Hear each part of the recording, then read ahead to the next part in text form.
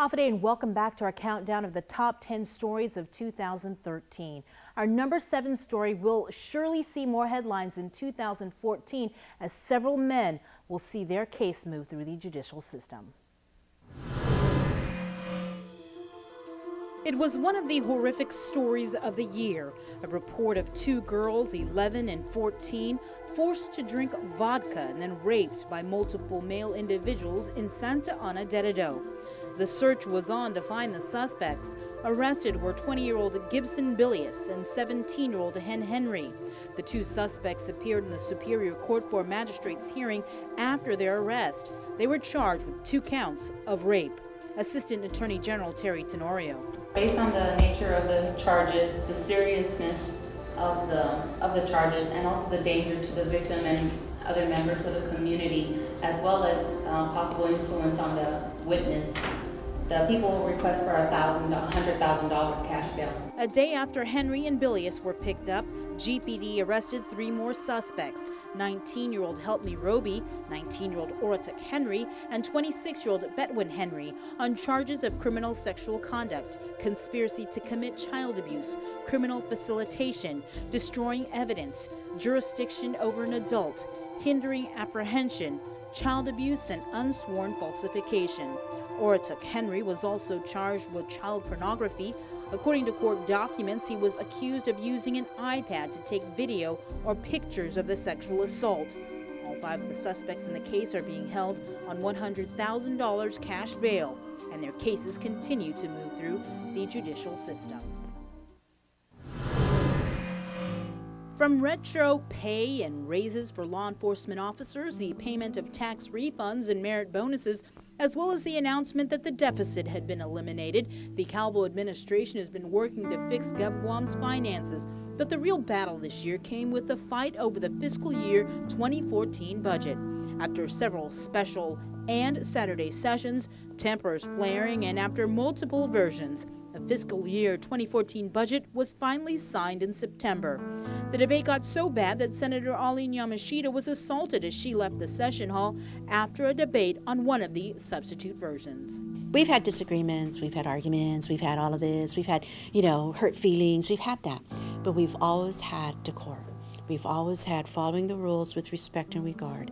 We've always had that. Saturday, we didn't have it. The debate on the budget began with the governor's original version, which the Democrats claimed contained a $35 million shortfall. The debate later would turn to just how much would be allocated for the payment of tax refunds, retirees' COLA, and funding for the Hay study. What we proposed is to increase pay and COLA based on what realistically will come in. But what the legislative majority has done instead is falsely promise you even more. And they know full well that there isn't enough money in their budget to meet all their promises.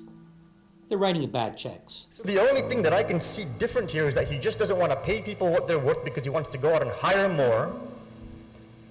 Because 2015 is right around the corner, and you don't do that to people, Madam Speaker. Pay our people what they're worth. The numbers are almost the same. Very little difference when you compare general fund numbers. Our job is not to blame the governor. Our job is not to worry about if the governor is doing his job. Our job is to do our job. Our job is not to blame everyone. We're considered leaders of this island. And all I keep hearing over and over and over again is blame.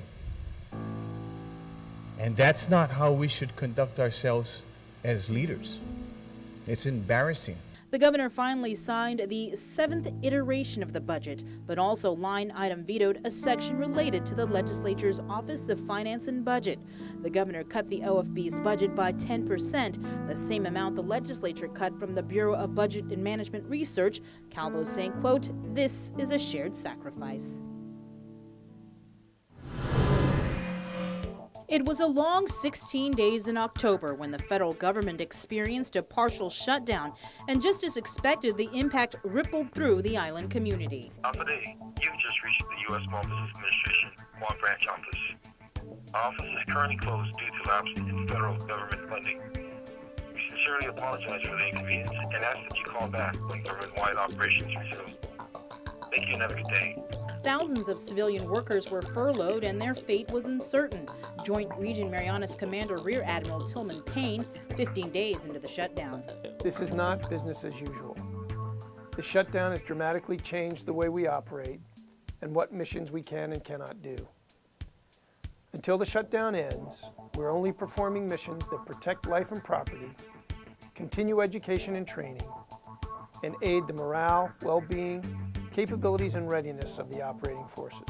Governor Eddie Calvo met with his cabinet early on to assess the possible dollar damage, but finally, after 2 weeks, relief was on the horizon.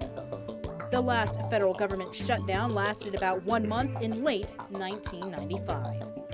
Our countdown continues in a moment, but first here's a look at the top 10 most watched videos on KUAM.com.